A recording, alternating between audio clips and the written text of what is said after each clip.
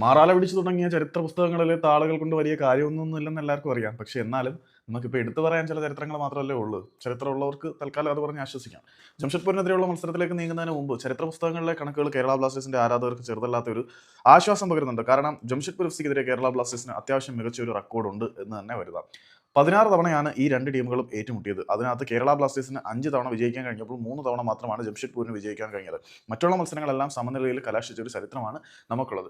ഈ 15 മത്സര കാലയളവിനുള്ളിൽ അത്യാവശ്യം നല്ലൊരു റെക്കോർഡ് ജംഷഡ്പൂരിനെതിരെ കേരള ബ്ലാസ്റ്റേഴ്സിന് സ്വന്തമാക്കാൻ കഴിഞ്ഞിട്ടുണ്ട്. 16 മത്സര കാലയളവിനുള്ളിൽ 5 മാച്ച് ജംഷഡ്പൂരിനെതിരെ ബ്ലാസ്റ്റേഴ്സിന് ജയിക്കാൻ കഴിഞ്ഞിട്ടുണ്ട്. ഇതിനകത്ത് ചില മത്സരങ്ങളിൽ അഡ്രിയാൻ ലൂണയുടെ ആ ഒരു ഫെറോസിയസ് പെർഫോമൻസും കാര്യങ്ങളൊക്കെ നമ്മൾ കണ്ടിട്ടുണ്ട്. ജംഷഡ്പൂരിനെതിരെ വരുമ്പോൾ അഡ്രിയാൻ ലൂണയിൽ നിന്നും ഇന്ദ്രജാല മുഹൂർത്തങ്ങൾ ഫ്രീ കിക്കുകളുടെ രൂപത്തിലും അല്ലെങ്കിൽ കർവിംഗ് ഗോളുകളുടെ രൂപത്തിലുമൊക്കെ നമ്മൾ കാണുന്നത് കൊണ്ട് തന്നെ അഡ്രിയാൻ ലൂണയുടെ ഒരു മാരക പ്രകടനം ഈ ഒരു മത്സരത്തിലും നമുക്ക് പ്രതീക്ഷിക്കാം എന്ന് വേണം കരുതാൻ. പിന്നെ പ്ലേയിങ് 11നെ കുറിച്ചും മറ്റു കാര്യങ്ങളെക്കുറിച്ചും ഒന്നും ഞാൻ സംസാരിക്കുന്നില്ല. രണ്ട് ടീമുകളെ സംബന്ധിച്ചിടത്തോളം ഇത് അനിവാര്യമായിട്ടുള്ള വിജയം തന്നെയാണ്.